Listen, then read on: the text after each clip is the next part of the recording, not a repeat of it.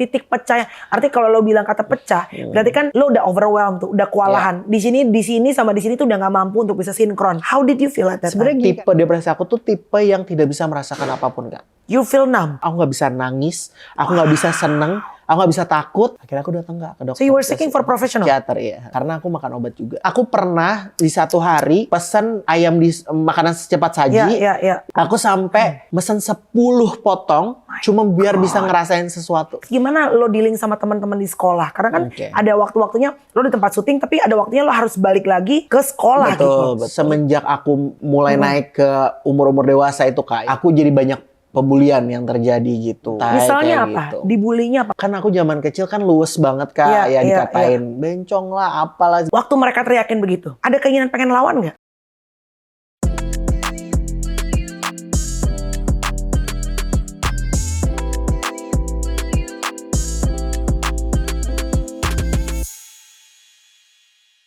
Bang Bing Bung, yo kita nabung. Abang Bing Bung, yo jangan dihitung. Please welcome on my podcast Giovanni Tambunan, yo. Horas. Orang Batak juga ternyata, say. Iya dong. Coba Bang Bing Bung, yo kita nabung. Abang Bing Bung, yo kita ke bank. Abang Bing Bung, yo Harusnya tang ting tung. yo jangan dihitung. Tahu-tahu kita nanti dapat untung. Apa cenah? Itu sama ini nggak sih? Oma Titi Puspa nggak sih? Betul sekali, sama yang Titi Puspa. Yang Titi Puspa, iya benar. Oke, Giovanni Tambunan, how are you? I'm good. Puji Tuhan ya. Iya, greater than before sih. Wow, that's good. Iya. Banyak orang yang sering kadang-kadang tuh suka ketukar antara Giovanni, Renaldi, ini semua artis-artis yang ibaratnya kelas A, zaman cilik, zaman bocil ya, say. Sama satu lagi itu adalah Alfandi, Giovanni sama Renaldi. Oke, mari kita uraikan satu persatu cenah ya. Ini Giovanni. Ya, aku Giovanni, guys. Kamu bukan trio kuek-kuek. Bukan. Trio kuek-kuek itu adalah Alfandi itu sekarang di Amerika. Betul, sekarang udah jadi dokter, Kak. Nah, tadi gua Google Giovanni Tambunan, keluarlah lulusan Amerika menjadi dokter. Terus gua nanya, "Bo, kalau bisa jadi dokter, itu bukan Giovanni, Kak, itu Alfandi." Betul. Salah. Jadi Alfandi di Amerika. Betul. Sebagai dokter. Betul. Giovanni juga lulusan Amerika. Aku sempat ngambil special courses di New York Parsons. Tapi bukan dokter. Bukan dokter, aku ngambilnya fashion. Anak fashion cenah. New Yorker, temannya Panji Pragiwaksono. Satu lagi adalah Renaldi. Betul. Renaldi mana sekarang? Sekarang Dena Rahman, Kak. Nah, itu dia. Gue sampai nggak nge loh. Jadi Dena Rahman sekarang itu dulunya Renaldi ya. Betul. Oke, baik. Jadi ini udah diuraikan, semoga tidak sampai salah ya guys. Yang mana. Yeah. Oke, Giovanni Tambunan sempat lama loh kamu tuh menghilang. Betul. Padahal waktu zaman kecil kamu itu adalah salah satu artis cilik yang ibaratnya paling ngetop juga. Ya dong sama Alfandi lah. Siapa sih angkatan lo, Bo? Pokoknya masih gengnya itu, Kak, kayak Eno Lerian si nyamuk.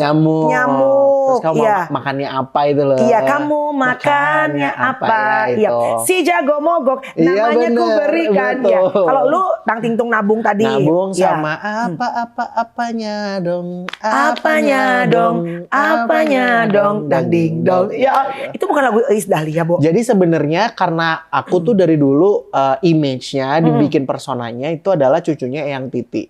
Jadi lagu Apanya Dong, lagu Menabung, Aku Suka Musik itu kan sebenarnya lagu udah diciptain sama Eyang Titi dari lama. Iya. Cuma akhirnya kita bikin ulang kayak gitu. Jadi kayak kita dianggapnya oh ini cucu-cucunya Eyang Titi, aku dan Saskia berdua gitu. Oke, Saskia bukan Saskia Gotik ya. Bukan. Back then Saskia Gotik masih ada di tempatnya. Saskia namanya Cibinong apa mana ya? Pokoknya belum merambah ke dunia. Sunda gitu ya. Ini Saskia siapa nama panjangnya? Saskia Hairunisa namanya. Itu penyanyi cilik juga guys. Iya. Apa kabar Saskia sekarang? Baik, puji Tuhan baik. Di Jakarta? Di Jakarta. Oke. Terus akhirnya di umur berapa kamu mulai menarik diri dari dunia entertainment? Karena kan back then kalian tuh kerucil-kerucil tuh ibaratnya megang banget gitu loh. Sebenarnya kalau menarik dirinya pas lagi kuliah, Kak. Karena dari kuliah itu aku aku mulai ngerasa kalau nyanyi itu sebenarnya bukan passion aku gitu. Masa sih, Bo? Iya, Kan aneh kamu gak sih? Giovanni Tambunan. Orang Batak itu kayaknya kalau nggak bernyanyi main kartu. Bener lagi. Joking. Tapi kenapa lu atletik apa lu menyadari bahwa kayaknya I don't think this is my passion? Mungkin karena pada saat melakukannya udah berasa seperti kayak berat gitu, Kak. Jadi pada saat sebenarnya bukan nyanyinya sih, Kak. Lebih kayak tampil di depan umum dan segala macam itu kayaknya aku tuh rada kayak jadi gini ceritanya. Aku tuh orangnya introvert banget, Kak, sebenarnya dari kecil. Jadi bener-bener pemalu, hampir gak punya temen bahkan zaman kecil. Karena memang selalu di rumah aja. Nah, tapi aku tuh selalu nyanyi-nyanyi di rumah. Terus sampai mama ngerasa kayak aduh takut juga nih kalau nih anak berisik aja di rumah tapi nggak punya temen kan itu malah lebih serem kan. Akhirnya aku masukin sanggar, namanya Sanggar Sangrila. Nah di situ aku tuh mengembangkan bakat aku lah, nyanyi apa segala macam. Nah kebetulan produsernya Trio Wek Wek datang untuk nyari 2 penyanyi. Yang kepilih aku sama Saskia dari sanggar Dari itu. sanggar kamu itu. Dari sanggar itu. Nah setelah aku masuk dari sanggar itu, akhirnya aku nyanyi bareng Eyang Titi Puspa. Naik segala macam. Semua orang kenal sampai keliling-keliling segala macam. Tapi aku tuh ngerasa kayak aku tuh zaman kecil emang anaknya penurut kan sama mama karena ya udah introvert aja gitu kan. Terus ya udah akhirnya pas udah gede ngerasa kayaknya aku bukan di sini nih areanya gitu. Jadi akhirnya aku merasa pas selesai SMA, akhirnya aku milih kayak yaudah aku mau melanjutkan apa yang aku pengen lanjutkan gitu. Which passion is? aku. Jadi aku S1 itu ngambilnya graphic design, Kak. Sebenarnya pengennya tadinya seni murni karena aku lukis kan. Terus S2-nya aku ngambil business management, terus aku sempat ngambil courses di Jakarta di Esmod itu setahun dan dilanjutin di 2 tahun setengah di Parsons, New York gitu. Jadi emang ternyata passion kamu adalah fashion. Betul. Oke. Padahal berarti dari lu kecil, lu tuh mulai jadi artis umur berapa ya, Gio? Bahkan bukan 6 tahun ya. Jadi dulu tuh ada iklan atau iklan lingkaran biru KB gitu nggak sih? Kayak Lu? Iya itu yang kayak zaman kecil. Aku masih kayak digendong sama ibunya gitu ceritanya. Itu belum masuk sanggar tuh belum berarti. masuk sanggar. Jadi emang dari dulu tuh aku tuh bukan tipe yang nangisan, bukan tipe yang teriak-teriak apa segala macam. Jadi dari Gampang kecil diajak tuh emang dia nurutan banget lah gitu. Lu anak berapa sih, Bo? Anak pertama. Oh, orang Batak anak pertama. Ya iya sih. Biasanya banyak harapan orang tua tuh. Oke, terus akhirnya mulai tuh, tapi mulai nyanyi di umur 6 tahun tuh. Umur 6 tahun. Kalau nyanyi 6 6 tahun. Jadi kontrak produser terus sama Eyang Titi tuh 6 tahun. Puncak karir lu tuh di umur berapa? Kayaknya 8 tahun sih, Kak. 8 tahunan tuh udah puncak-puncaknya tuh udah ya? puncaknya banget. Karena menabung kan boom banget tuh zaman dulu kan. Semua orang tahu pasti lagu Menabung. Terus tiba-tiba aku ngeluarin lagi yang sama Eyang Titi, Aku Suka Musik dan apanya dong tadi? Aku suka musik, suka musik, seluruh dunia suka musik. Ya ampun, Bo, astaga. Iya. Si Nabung-Nabung itu pernah diambil jingle iklan bank deh kalau nggak salah deh. Iya ya? Iya deh kalau nggak salah seingat gue. Iya, Tapi iya. correct me, karena itu back then ya lah. Iya, Jadi iya, abis itu nyanyi lagu si Suka Musik juga. Betul. Setelah aku nyanyi lagu Suka Musik itu makin lah gitu. Aku tuh bener-bener kayak hampir tiap hari tuh aku ada Kak satu, kan dulu masih zaman catur bulan tuh. Catur bulan gak tuh say gila tuh. Jadi satu catur bulan ganjil kan, genap gak tuh? Ya Allah, plat mobil say. Jadi catur bulan kan isinya kayak 3 atau 4 bulan gitu kan. Aku ada satu catur bulan masuk cuma sebulan dari 3 atau 4 bulan itu. Ya bener-bener kayak sibuk hampir tiap hari. Aku nyanyi, aku syuting, aku keluar kota bolak-balik. Bahkan sampai diundang ke luar negeri juga, ke Brunei, ke Malaysia, ke Singapura. Ya bener-bener kayak gila banget Kak masa-masa itu. Jadi Crazy, itu lagi ya? peak-peaknya lah gitu. Berarti lu umur 8 tahun, lu penghasilan lu udah kayak bapak-bapak ibaratnya pegawai negeri kali ya, Bo. UMR gitu ya. Bahkan even more kali ya, Bo. Iya sih Kak. Ya makanya sempet untungnya mama tuh yang pinter gitu loh Kak ngatur uang. Jadi jadinya punya rumah beberapa dan segala macam. Jadi mama tuh memang pinter banget sih gitu untuk ngatur-ngatur uang aku kayak. Jadi dulu tuh manajer lu siapa? Nyokap lu? Mama manajer tetap ya, say. Oke.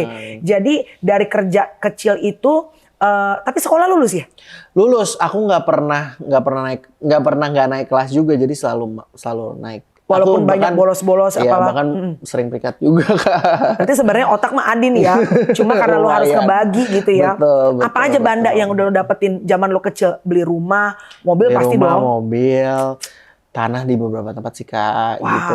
Ya itulah, terus karena mamaku tuh orangnya apa ya, muterin uang gitu ya. Akhirnya kita bikin kos-kosan atau bikin apa guys gitu-gitu sih. Orang Batak banget kontrakan lo. Udah paling bener Karena tuh pakai ya gitu, kan. heeh. Pengennya cuma makan tidur, jadi ya Iya, udah jalan muter sendiri duit lah, gitu ya kan. gitu kan. Nah di umur berapa tuh mulai akhirnya, berarti sempat main sinetron nggak? Ge? Sempet main sinetron, sempat. Tapi waktu pas sinetron itu aku udah masuk SMP. Nah, sedangkan SMP tuh aku lagi seneng banget sekolah. Ke SMA juga aku seneng banget sekolah. Bahkan aku SMA tuh sempat mewakili sekolahku untuk ikut Olimpiade juga matematika. Jadi kayak bener-bener kayak maksudnya sesibuk itu sebenarnya. Kayak tadinya kalau misalnya aku fokus di Iya. sekolah, mungkin aku bisa lanjut Olimpiade apa segala macam Iya, iya, gitu. iya. Cuma karena sibuk nyanyi dan lain-lain, jadinya ya nggak bisa ngebagi otak juga Iya, kan iya. gitu. Jadi waktu SD itu paling benar-benar total tuh nyanyinya semuanya SD ya. itu pure, aku bahkan kayak yang tadi aku bilang, aku masuk cuma ada 1 bulan di satu bulan sampai dipanggil sama kan kalau aku dulu sekolah Katolik kan Lo Kak. apa sih sekolah lo apa? BHK Bunda Hati Kudus. Oh, Bunda Hati Kudus. Iya, nah jadi Iya, aku iya, kan iya. sekolah Katolik, sampai suster manggil mama kayak, ibu niatnya apa nih menyekolahkan Iya, anak iya. ibu di sini. Karena kalau misalnya dari pihak sekolah ngasih dispensasi, nggak fair buat yang lain Iya, iya, gitu. iya, iya. Kalau misalnya kita tahu Giovanni pinter gitu di sekolah, Iya. cuma kalau misalnya nggak masuk lebih Kebanyakan, banyaknya iya, daripada iya, iya. masuknya, ya kita juga nggak akan meluluskan apa segala Iya. macam gitu-gitu. Akhirnya aku pindah sekolah Kak, saking pada zaman itu tuh bener-bener kayak, ya udah deh mama mikirnya kayak mumpung ada kesempatan Iya, kan zaman kecil, iya. ya udah jalanin aja. Jadi nyari sekolah yang kayak lebih gampang lah untuk izin dan segala macam. Oke, gimana perjalanan lu sebagai anak umur 8 tahun yang tiba-tiba dapat berkat rezeki sebesar Iya, itu? iya. Either itu popularitas, juga secara finansial kan berkelimpahan gitu ya. Iya, iya. Terus gimana lo dealing sama teman-teman di sekolah? Karena kan Oke. ada waktu-waktunya lo di tempat syuting, tapi ada waktunya lo harus balik lagi ke sekolah Betul, gitu. betul. Gimana? Kalau zaman SD di Bunda Hati Kudus itu aku sangat apa ya, terbantu banget karena teman-teman aku tuh bener-bener yang baik-baik banget gitu zaman SD itu. Nah, tapi semenjak aku mulai naik ke umur-umur dewasa itu Kak, yang lumayan agak serem, bukan serem sih. Aku jadi banyak pembulian yang terjadi gitu. Lu? Iya, aku dibully. Jadi kayak dari SMP dan SMA tuh aku sempet dibully. Jadi apa ya istilahnya, Hah. mungkin karena mereka nggak terbiasa ngelihat ada public figure di satu sekolah dan segala macam, terus aku kan sempat sering nggak masuk apa segala macam. Mungkin mereka kayak ya biasalah kan, namanya anak-anak Iya, SMP iya, iya. SMA kan pasti kayak yang dicari kan kekurangannya aja Iya. gitu kan. Jadi ya udah aku dibully. Tapi I think kayak hal-hal kayak gitu tuh apa ya istilahnya, karena aku dari kecil udah dipush untuk jadi cepet dewasa, aku nanggepinnya tuh nggak jadi yang gimana banget gitu loh. Even aku banyak nggak cerita sama mama juga masalah pembulian dan segala macam, karena aku mikir kayak ini mah cuma di SMP atau SMA aja. Iya. Nanti juga pas aku kuliah atau aku kerja juga pasti Oke lah, udah gitu. santai. Misalnya kayak apa? Gitu. Dibulinya apa? Karena bukannya teman-teman sekolah lo justru kayak pengen deket sama lo ya karena lo artis gitu? Atau enggak? Enggak lagi Kak, kalau aku bener-bener kayak aku bahkan kayak bener-bener dibilangnya kayak datang sekolah abis itu pulang, datang sekolah pulang gitu. Jadi bener-bener kayak nggak terlalu deket juga sama teman-teman You don't know sekolah what's going zaman on in dulu. school gitu ya? Iya, jadi bener-bener kayak ya nggak zaman itu karena aku dibully dan lain-lain, aku jadi nggak pengen punya kehidupan yang terlalu banyak lah di sekolah kayak Iya, gitu. iya. Ya pembulian ini sih sebenarnya mungkin buat orang terasa ringan-ringan aja ya, tapi Iya. kan itu terjadi terus-menerus. Misalnya kayak of course dikata-katain tuh udah pasti ya Kak. Apa? Sok ngartis apa Song gitu? artis terus apa ya kan aku zaman kecil kan luwes banget Kak, Iya, ya iya, dikatain bencong lah apalah Itu gitu aja. SD udah begitu tuh? Bahkan di SMA juga kayak gitu Kak. Aku sebenarnya udah apa ya istilahnya udah ya dari kecil kan mama selalu bilang kayak ya udah selama orang ngomong mau terserah ngomong Iya. apa aja terserah mereka, yang penting yang kamu denger tuh omongan mama sama papa, kalau kamu tuh hebat, kalau kamu tuh membantu orang tua apa segala macam kayak gitu. Jadi aku selalu yang aku inget itu aja Kak gitu. Jadi selama aku SMA tuh bener-bener kayak omongan apapun aku udah agak nggak peduli sih, tapi itu terjadi terus menerus. Iya. Gitu. Tapi emang anak-anak zaman dulu ya, maksudnya namanya juga anak-anak kecil ya, Bo. Betul, Itu anak-anak betul. SD.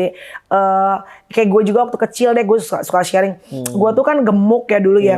Ya mereka dengan entengnya tuh tiap gue lewat gitu, selalu nyanyi dut-dutan kecapi pentil, gendut pulang bawa tai upil. Ya, maksudnya it's nothing sih, lucu-lucuan. Tapi kan karena tiap hari gitu ya, Bo. Betul. Jadi kayak it leaves a wound ya, luka juga di hati lo gitu. Betul. Ya lo kebayang gak sih anak-anak kecil gitu ya, lo umur berapa tuh pertama kali diteriakin bencong? Aduh, SMP kayaknya deh, Kak.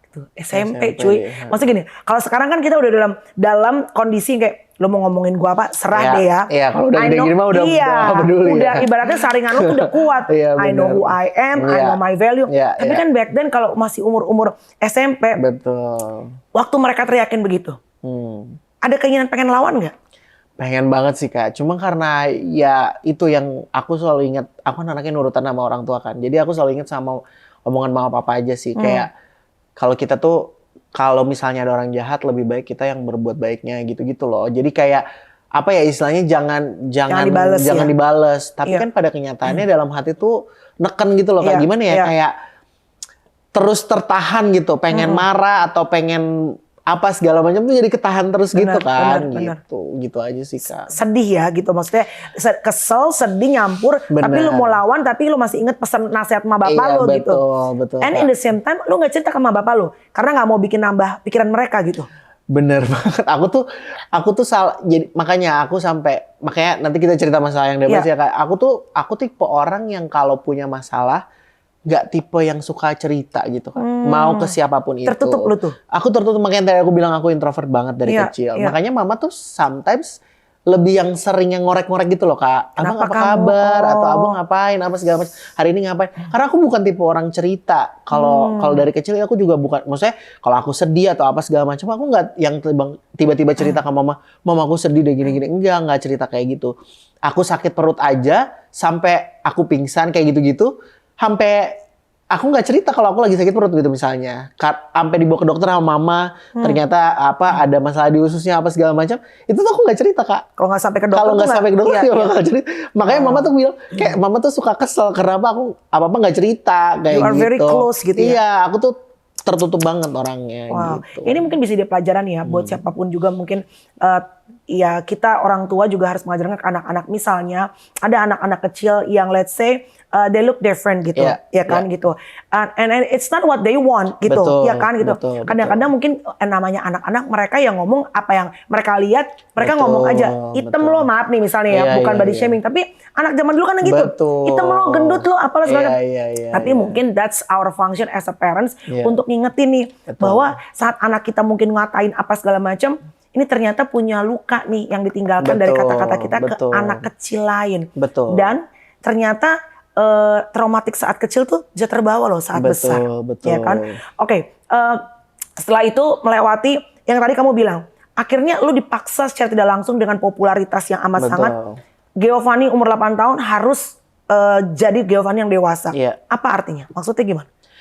Gini, Kak, kayak pada saat kita mengiyakan industri hiburan ini kan sebenarnya sedikit banyak itu kayak berkah tapi ada curse-nya juga gitu ya kan. Pada kenyataannya kayak oke, mungkin kita dapat rezeki, dapat famous dan segala macam, tapi somehow kayak banyak hal yang akhirnya tidak kita dapat juga, seperti privasi itu hampir nggak mungkin.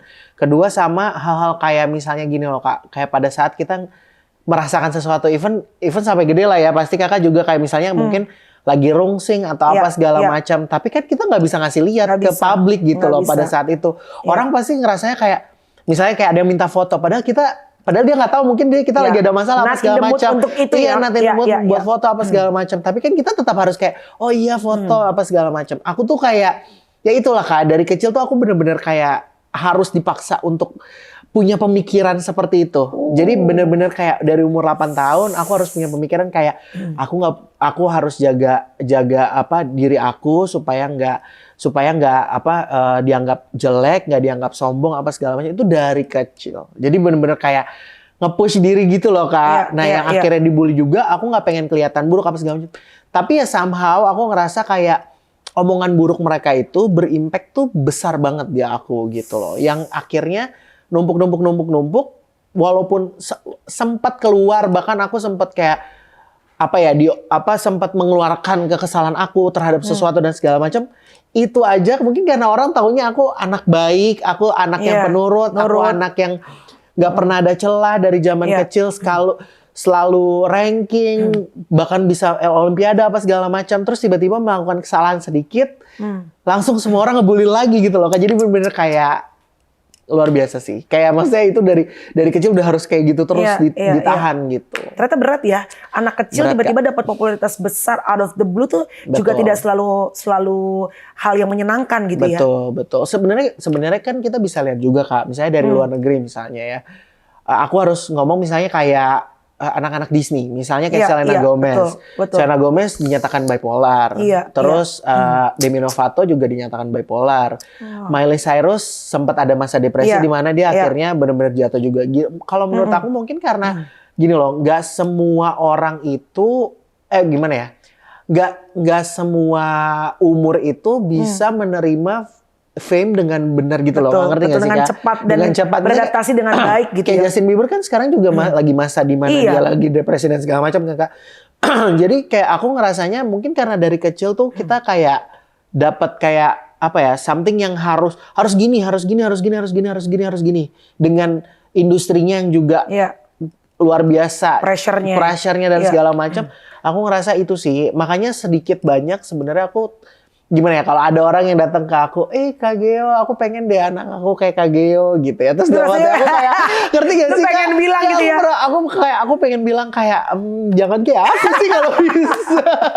Lu nggak tahu aja di balik keceriaan ini, Say. Tapi that's very good karena tadi obrolan bersama Geo sebelum podcast tadi gue tuh juga tersadarkan akan banyak hal dan sebenarnya sebelum ketemu Geo ditambah ketemu Geo, Geo cerita tuh kayak afirmasi tambah lagi gitu ya, maksudnya banyak mimpi dan tadi aku bilang gitu, ambisi orang tua yang tidak tercapai di masa muda yang ingin sebetulnya diberikan kepada anak, which is sebenarnya not always bad thing, karena namanya orang tua kan kita pasti berjuang memberikan terbaik buat anak-anak.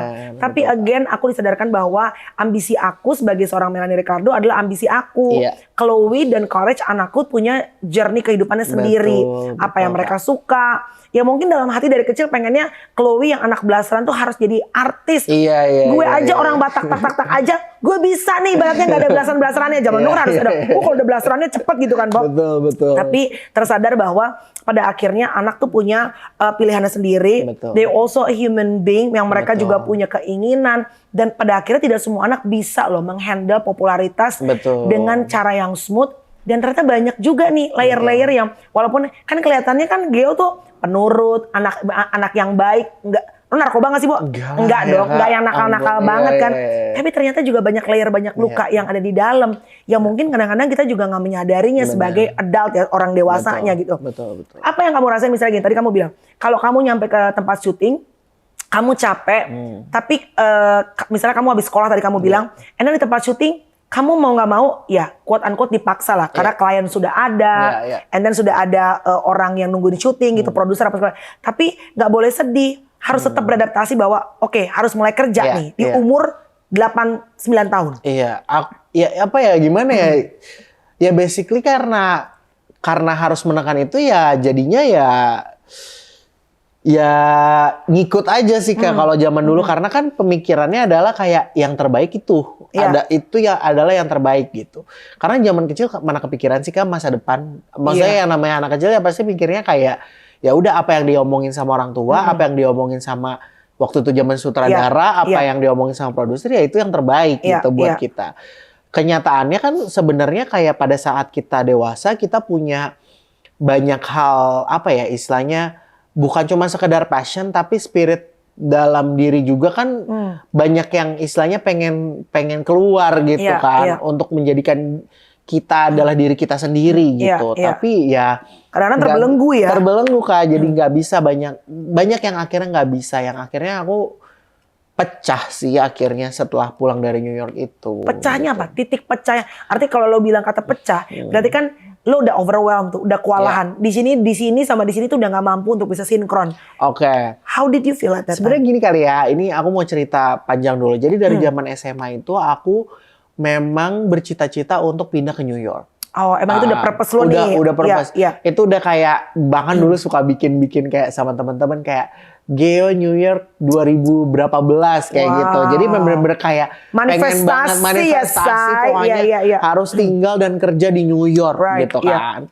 Udah nih Kak, udah akhirnya aku selesai S2, akhirnya aku ngambil kursus di Jakarta, terus ada kesempatan dong untuk ngambil kursus di New York. Of course aku 100% karena dari kecil udah dari SMA tuh aku udah kayak ini nih yang gue pengen banget nih gitu kan. Akhirnya aku persiapan di New York apa segala macam. Akhirnya itu aku kan 2 tahun setengah Kak. Jadi setahun pertama memang masih biaya pribadi, tapi yang keduanya itu aku beasiswa karena saking aku bagus gitu Kak selama di sana. Bahkan dosen-dosen aku tuh juga merekomendasikan ke beberapa brand juga nih anak oke nih gitu kalau mau lo terus hardworking apa segala macam gitu. Aku udah seneng banget Kak. Bahkan ada satu brand Marc Jacobs ya Kak. Aku jadi selesai aku kampus itu Marc Jacobs. Jadi aku sempat kayak masukin lamaran untuk intern ke beberapa brand. Yang paling besar tuh Marc Jacobs kan. Terus tiba-tiba ada callback. Mereka tuh ngasih email balik. Boleh nanti kita interview datang ya gini segala macam. Karena si dosen aku tuh ngasih rekomendasi banget gitu loh tentang aku dan segala macam. Udah nih, gak berapa lama. Jadi misalnya aku disuruh datang hari Jumat nih Kak. Terus itu di emailnya hari Senin. Tiba hari Rabu berita COVID. Aduh, so close ya. Literally 2 hari lagi apa yang aku pengen, apa yang aku impikan tuh ada di depan mata. Wow. Hari Kamisnya gitu ya, aku dapat email kalau mereka ternyata nggak bisa nerima foreigner untuk jadi intern. Oh shoot. Itu aku hancur Kak, kayak bener-bener hancur. Karena gini loh mikirnya, aku kan dari kecil bukan passion aku nih nyanyi apa segala macam gitu ya. Lo lakuin aja gitu. Ini this is my passion gitu. Ini tuh cita-cita aku sejengkal lagi guys gitu. Kayak satu langkah lagi. And I've been working very hard gitu ya. Aku kurang apa deh di New York sampai aku bisa dapat Kak, jarang banget yang dapat beasiswa buat fashion. Itu hampir nggak mungkin Kak. Boleh ditanya deh ke semua orang. Aku bener-bener kayak kerja kerasnya parah gitu Kak. Literally udah nih. Aku nangis ada kali 2 hari sampai jadi dari hari Rabu ke Jumat itu aku nangis sepanjang hari sampai aku bilang ya udah aku kayaknya aku balik aja ke Jakarta. Wow. Aku akhirnya memutuskan untuk kayak meninggalkan mimpi-mimpi aku yang ada di sana untuk balik ke Jakarta. Nah pas sampai Jakarta literally pecah ke semuanya Kak. Jadi bener-bener kayak ya apa ya hancur sih hidup aku literally di dalam ya bukan secara fisik tapi di dalam tuh hancur literally kayak pembuktian yang dimana aku sebenarnya pengen ngejalanin passion aku itu nggak bisa terjadi gitu. Bener-bener hancur dimana bully-bulian itu kayak balik lagi ke otak aku kayak lo tuh emang nggak ini apa You're segala not good macam. enough. Not good enough. Semua perasaan aku yang aku tahan dari zaman kecil tuh hancur. Aku tipe depresi aku tuh tipe yang tidak bisa merasakan apapun Kak. You feel numb. Aku nggak bisa ngerasain apapun, aku nggak bisa nangis, aku nggak bisa seneng, aku nggak bisa takut, nggak bisa. Aku literally, aku pernah di satu hari jam 3 pagi pesan kayak ayam di makanan secepat saji, ojek online. Aku sampai mesen 10 potong, cuma biar bisa ngerasain sesuatu. Jam 3 pagi Kak, dan mama papaku nggak tahu. Yang aku bilang, aku tertutup banget. Bahkan hal kayak gitu aku nggak cerita.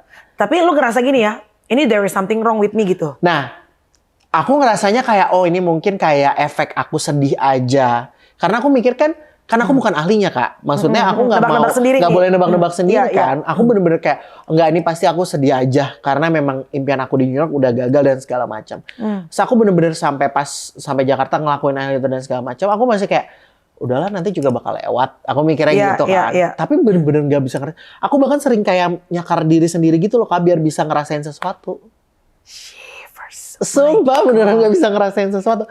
Sampai ada satu titik di mana akhirnya aku kepikiran untuk mengakhiri hidup. Nah di situ Wait, hold on. Ini ada beberapa orang yang pernah duduk di podcast bareng gue yang orangnya semua ceria loh. Orangnya semua ceria.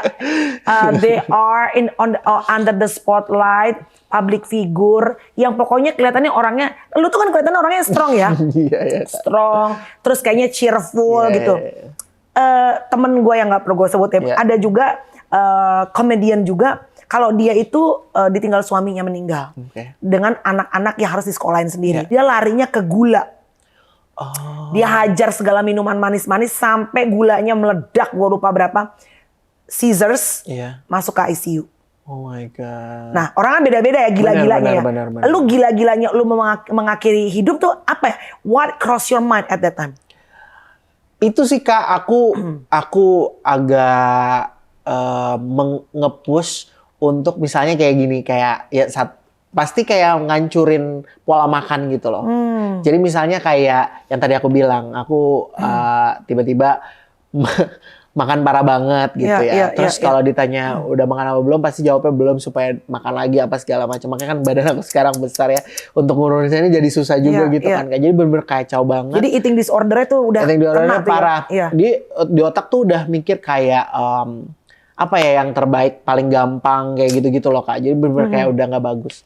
Tapi untungnya aku ngerasa kayak I think this is wrong gitu loh. Kayak aku ngerasa kayak di situ sih aku mulai ngerasa kayak gue harus butuh bantuan orang lain deh gitu. Terus nggak tahu ya, mungkin Tuhan ya, mungkin Tuhan memang masih pengen aku ada di dunia ini juga gitu. Masih kan. koma, belum titik. Jadi bener-bener kayak literally dia kayak aku dikasih kayak ya inilah dipanggil kayak ke dokter aja apa segala macam gitu. Akhirnya aku datang ke dokter. So you were seeking for professional? Psikiater, iya. Aku ke psikiater. Sorry, psikolog atau psikiater? Aku psikiater. Iya, karena aku makan obat juga. Akhirnya dikasih obat juga gitu Kak. Jadi lu tuh depresinya bahwa lu nggak bisa rasain apapun juga? Nggak bisa ngerasain apa-apa. So you don't feel sad, you don't feel angry? Nothing. Just numb tuh udah nggak datarnya, nggak ada perasaan? Nggak ada datar. Literally kayak mau sekarang hidup, besok nggak hidup, mau sekarang nggak hidup, besok gimana juga terserah. Jadi bener-bener kayak udah nggak ada spiritnya lagi gitu loh. Jadi, Kak. Mati kayak segan hidup tak mau gitu ya? Iya, bener-bener kayak padam aja gitu. Nyawa aku gitu sebenarnya. Nah tapi untungnya tadi aku bilang ya, mungkin kayak Tuhan masih sayang banget sih sama aku. Jadi bener-bener kayak akhirnya aku mencari pertolongan lah istilahnya. Aku dokter dan segala macam. Prosesnya lumayan panjang dan ternyata tuh apa ya istilahnya tuh banyak hal yang tadi aku bilang. Akhirnya aku juga sadar kayak ternyata itu numpuk dari zaman kecil dan segala macam. Karena kalau aku pikir ya udah sedih karena aku nggak berhasil di New York aja gitu. Tapi ternyata kata dokter aku tuh udah numpuk banget dari zaman dulu. Dan akhirnya meledaknya di sini. Kayak semuanya ketahan. Akhirnya ya nggak bisa ngerasain apa-apa gitu. Udah nih akhirnya aku ke dokter, makan obat dan segala macam. Aku bilang sama dokter aku kayak gimana ya baiknya gitu. Ya mungkin ya sarannya dia sih of course udah pasti untuk belajar untuk meluapkan perasaan. Untuk istilahnya memvalidasi dulu deh. Kamu tuh lagi sedih, kamu lagi marah, kamu lagi takut atau lagi apa, itu kamu validasi aja dulu sendiri gitu. Jadi bener-bener jangan ditahan gitu. Udah nih Kak, akhirnya kayak gitu. So aku ngerasa kayak ternyata efek dari zaman kecil dan segala macam itu berimpact juga karena aku masih tinggal di Jakarta kan. Karena itu jatuhnya jadi kayak gini loh. Kayak kesannya harapan aku hilang di New York, pas aku ke Jakarta kayak kembali lagi ke masa aku zaman itu gitu. Makanya dokter aku bilang kayak ada baiknya kamu mungkin coba keluar coba keluar untuk kayak tinggal di luar atau berapa lama dulu lah di luar dan segala macam. Oke, akhirnya aku memutuskan untuk pindah ke Bali dan konsultasi apa segala macam. Akhirnya di sana untuk lebih memulai hidup baru kali ya gitu. Untuk jadi sekarang lo di Bali? Di Bali ya, aku tinggal di Bali. Tinggal di Bali kamu sekarang? Iya, aku tinggal di Bali. Do you feel better now in Bali? Definitely. Oh ya? Banget. Aku bener-bener bisa ngerasain. Mungkin bisa ngerasain ya. Maksudnya lucu banget sih kalau ada orang ngomong kayak bisa ngerasain. Ya aku jadi bisa ngerasain the real happiness gitu loh. Terus di Bali juga, untungnya juga aku punya komunitas yang dekat banget sama Tuhan Kak. Jadi bener-bener kita tuh ibadah bareng apa segala macam apa ya, mereka tuh menguatkannya luar biasa banget gitu loh. Makanya aku sayang banget sama keluarga aku di Bali gitu ya. Maksudnya keluarga ketemu gede sih, tapi aku nganggapnya udah seperti keluarga karena mereka tuh bener-bener kayak encourage aku untuk bisa jadi lebih baik dengan versi terbaiknya Giovanni gitu loh. Jadi bener-bener kayak I'm so happy sih, Tuhan bener-bener masih bantuin aku banget gitu. Even sampai di masa-masa aku yang gak baik kayak gitu masih datengin orang-orang yang luar biasa banget buat hidup aku gitu. Sekarang masih makan obat? Masih, tapi gitu deh kayak rada-rada aku kan.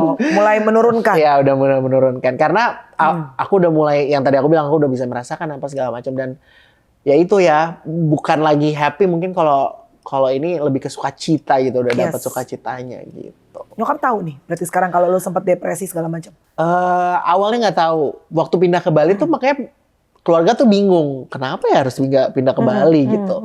Terus di Jakarta kan nyaman banget sama keluarga. Kalau mau makan apa juga, masakan nyokap juga enak gitu kan segala macam. Tapi awalnya nggak tahu Kak. Tapi akhirnya setelah kemarin, jadi aku tuh sempat sebelum balik ke Jakarta, aku sempat ke Jogja dulu, liburan sama mama.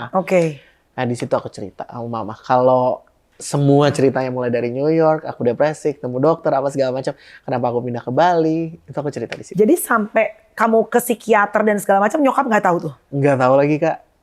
Sendiri. Emang lo nggak punya pacar Ge? Maksudnya nggak ada tempat teman berbagi gitu, partner gitu? Yang tadi aku bilang mungkin karena aku introvert, jadi untuk mendekati atau didekati orang tuh nggak nyaman gitu.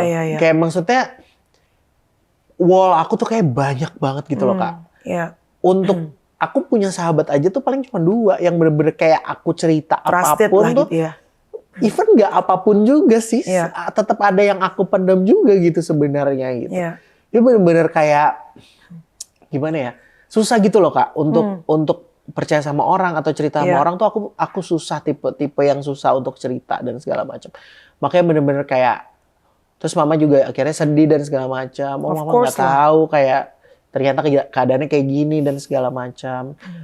Tapi untungnya pas aku balik ke Jakarta kan semua aku udah ceritain. Terus mama juga udah lebih apa ya istilahnya aware lah terhadap anaknya. Kalau ternyata kayak gini dan segala macam. Itu aja sih Kak. Kamu pernah sempat nonton nggak di Netflix tuh ada satu dokumenter namanya Stats. Belum nonton. Coba kamu nonton deh. Jadi dia seorang komedian yang juga depresi, gue lupa lagi namanya siapa, kemarin habis gue bahas live di TikTok. Nah, dia tuh cerita si psikiaternya ini gitu. Dia sakit Parkinson gitu. Dia cerita bahwa dalam diri kita tuh ada yang namanya shadow. Shadow itu adalah segala hal yang pernah terjadi di masa kita dari kecil, masa kita muda. Dan shadow itu kayak sebenarnya little Giovanni, little Melanie gitu. Yang dulu pernah dibully, dulu tidak percaya diri, yang selalu ibaratnya ngerasa bahwa gue gak pernah good enough gitu. Dan ternyata shadow itu yang saat kita lagi misalnya kebentur, lo gak dapet pencapaian yang lo lagi berdoa banget, lo berjuang, lo pengen tiba-tiba jerit, nyaris banget dan lo gak dapet. Nah biasanya that small voice, suara kecil itu, si shadow itu mulai ngomong tuh. Ya kan, dari kecilnya lo dibully, lo dikata bencong, kayak gue lo dipanggil buntelan kentut, lo gak akan pernah bisa deh dapetin, no matter how hard you try, lo mau kerja keras kayak apa, lo gak akan pernah bisa dapet apa yang ibaratnya lo inginkan gitu. Nah katanya itu kita harus mulai ngajak ngomong that little shadow gitu loh. Jadi the little Giovanni yang dulu kecil pernah dibully, Melanie yang kecil, itu harus diajak ngobrol katanya, telling them bahwa now, thank you for everything, thank you for all the experience, for the tears. Tapi apa yang terjadi di masa lalu justru membuat kita hari ini gitu. Katanya seperti itu gitu. Anyway, tapi apa sih yang Geo bisa share? Karena gini, banyak sebetulnya kan being parents itu tidak datang dengan manual book ya. Ya pasti mama juga nggak sangka Geo ternyata secara psikologis gila lo sekehantam itu gitu. Of course she wants what's the best for you gitu. Tapi apa yang Geo pengen sampaikan kepada orang tua yang mungkin punya ambisi untuk bisa membuat anaknya menjadi the next Raffi Ahmad. Misalnya, the next Giovanni Tambunan. Sedangkan tadi lo bilang, aduh aku pengen banget Kak anakku kayak kamu. Instead of your heart lo bilang, aduh kalau bisa jangan gitu. Tapi kan bukan berarti jadi artis cilik lo gak baik ya. Tapi apa sih do's and don'ts yang lo boleh share kepada para orang tua?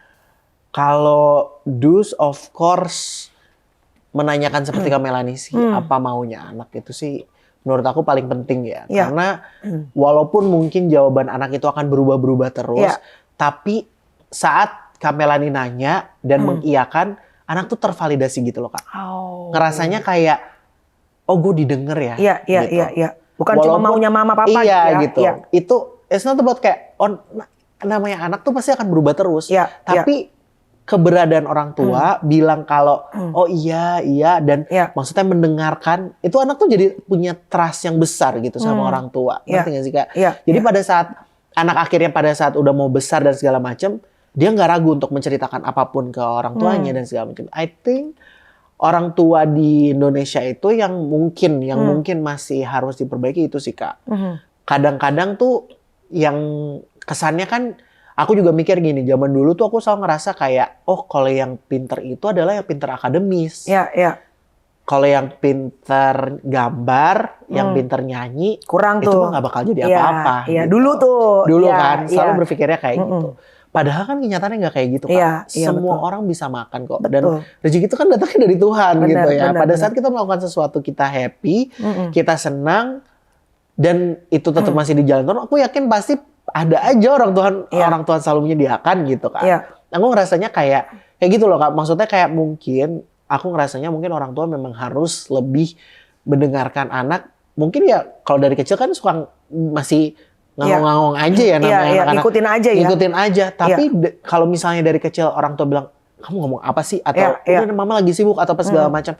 Itu kan orang jadi anaknya jadi kayak, oh mama nggak mau dengerin aku ya gitu. Dari kecil tuh udah tertanam gitu loh Kak. Kalau ternyata tuh hal-hal kayak gitu tuh sebenarnya berpengaruh banget akhirnya nanti buat anak. Jadi kalau menurut aku, satu mungkin nggak apa-apa kalau misalnya mamahnya atau papahnya itu mau kayak anaknya jadi selebriti atau tapi jangan dipaksain ya. Satu jangan dipaksakan dan kedua harus didengerin sih. Apa yang mereka mau tuh divalidasi juga gitu ya. Misalnya kayak dia lagi sedih, oh iya sedih kenapa? Atau mama aku takut ya, takut kenapa? Kayak gitu maksudnya istilahnya tuh gain trust dari anak aja sih Kak sebenarnya kayak gitu. Satu lagi ya Ge, kalau kamu nggak keberatan untuk sharing ya. Kan tadi Geo sempat mention bahwa kan aku tuh dari kecil gemulai ya Kak, kamu bilang gitu. And I know karena aku punya banyak teman-teman juga gitu yang mungkin they were born, karena kan orang bilang kadang-kadang mungkin kecilnya terlahir banyak kakak-kakaknya semua cewek. Which is nggak selalu gitu. Kayak beberapa sahabat gue juga nggak ada urusannya gitu. Terlepas dari apapun juga, gue cuma pengen tanya based on your experience. I know it's not easy kan waktu kamu kecil. Kalau sekarang kan kamu udah kuat gitu loh. Waktu kecil tuh dipanggil gemulai, being different gitu ya. Banyak nggak pertanyaan-pertanyaan di dalam hati kamu tuh, ya terutama yang pada akhirnya kamu tanyakan kepada Tuhan. Kenapa gue dibentuk seperti ini? Kenapa gue berbeda mungkin dari teman-teman SMP, SD gue kebanyakan? Ada masa-masa titik gitu? Aduh, ada banget lagi Kak. Jadi zaman SMA tuh aku ngerasa kayak, oh karena yang aku dibilang aku banyak apa segala. Somehow tuh aku kayak, oh kalau jadi cowok tuh harus kayak gini gitu kan. Aku nggak tahu nih kayak gimana gitu kan. Kesannya jadi kayak aku tuh bukan cowok gitu kan. Lu ngerasa kurang cowok. Kayak kurang cowok gitu kan. Padahal kenyataannya kayak terus kayak nurut sama orang tua tuh nggak cowok gitu. Kayak pulang abis sekolah langsung pulang tuh nggak cowok gitu. Jadi sama aku ngerasa kayak ya jadi dengerin musik-musik yang gimana atau apa segala macam. Ya tapi karena emang dasarnya aku introvert dan baik-baik aja dan maksudnya bukan tipe rebel, yang rebel dan segala macem ya akhirnya aku merayakan itu pada saat aku datang ke New York sih. Waktu pas di New York kan aku terbuka banget gitu Kak, kayak semua orang merayakan dirinya dengan caranya dirinya sendiri gitu. Jadi aku ngerasa kayak ya ini sih sebenarnya ternyata tuh sebenarnya lingkungan juga sangat berpengaruh gitu loh Kak. Jadi kalau aku sih ngerasa gini ya, buat orang-orang yang mungkin ngerasa berbeda, bukan cuma sekedar kayak secara dalam diri, mungkin secara fisik, mungkin ada yang tinggi banget atau yang kecil banget apa segala macam. Yang aku harus ingetin kayak gini sih, kayak Tuhan tuh selalu punya rencana gitu loh buat kita. Dan rencana dia adalah yang terbaik kalau aku ngerasanya. Selalu kayak gitu aku mikirinnya. Jadi kalau misalnya ada omongan kayak gitu, kalau di dalam otak aku sih ya Kak, aku sih kalau zaman dulu mungkin kayak kita bawaannya pengen berubah, pengen lawan apa segala macam. Kalau sekarang aku ngerasa gini, ya udah deh ngurangin dosa aja gitu loh. Mungkin ya aku ngerasanya kalau dengan dia ngomong kayak gitu kan mungkin kita dapat pahala ya gitu. Aku sih berpikir positif aja. Nggak tahu kenyataannya, cuma at least cara berpikir aku udah harus berubah gitu loh Kak. Maksudnya kayak apapun omongan orang, selama aku dan orang-orang yang aku paling kasihi itu nggak ada masalah, aku nggak mau ambil pusing. So gitu, today you are thankful to God yang sudah membentuk Giovanni Tambunan hari ini. Kurang lebihnya apapun, lo mau dibilang gemulai, lo pernah depresi, lo dari kecil harus ibaratnya harus sudah bekerja. You're still thankful to God. Sangat Kak, karena aku ngerasa ya kayak yang aku dapat juga ya selama aku di Bali dan ibadah dan segala macam, Tuhan tuh nggak pernah ngelihat masa lalu kita gitu loh Kak. Dalam artian kayak kita misalnya pernah ngelakuin sebuah kesalahan yang berat atau apa segala macam. Mungkin aku pernah depresi, pernah pengen percobaan bunuh diri dan sedih dan apa segala macam. Tapi Tuhan tuh pengennya tuh ke depan gitu. Kenapa? Aku juga jadi sadar pada saat kenyataannya aku mau mencoba bunuh diri aja, Tuhan masih manggil aku loh untuk datang. Yuk coba yuk ke psikiater gitu. Ya itu kan kalau bukan Tuhan siapa lagi Kak gitu. Maksudnya I think kayak itu sih yang aku ngerasa kayak keberadaan Tuhan buat aku tuh besar banget sih gitu. No matter who I am, I know God 100% love me very much gitu ya. Very nice. Thank you very much. Sama-sama, ya. Terima kasih, ini banyak sekali aku sebagai orang tua jadi belajar, tertabok-tabok cenah. Tapi ingat ya, tidak ada yang salah kalau kita punya ambisi kepada anak-anak kita, kita pengen jadi artis. Karena kan pasti pengen yang terbaik. Iya dong, karena kita pasti pengen yang terbaik buat anak-anak kita. But again, tadi bagus banget Giovanni Tambunan sebagai salah satu artis cilik yang saat itu ngetop banget, yang ngetop luar biasa. Dia bilang bahwa boleh punya ambisi sebagai orang tua, tapi ingat bahwa anak juga manusia. Validasi apa yang menjadi keinginan mereka juga. Itu yang terpenting ya. Apapun jadi mimpi kamu, di Bali, di New York, di Jakarta, semoga itu semuanya sesuai dengan timetable Tuhan. Amin Tuhan. Dan you can be a blessing for many. Itu yang paling penting. Thank you ya Geo. Sama-sama. Horas salah buat keluarga. Pasti. Thanks guys for watching. I'm sure ada good values yang bisa kalian dapetin dari perjalanan seorang Giovanni Tambunan. Bye guys, God bless you.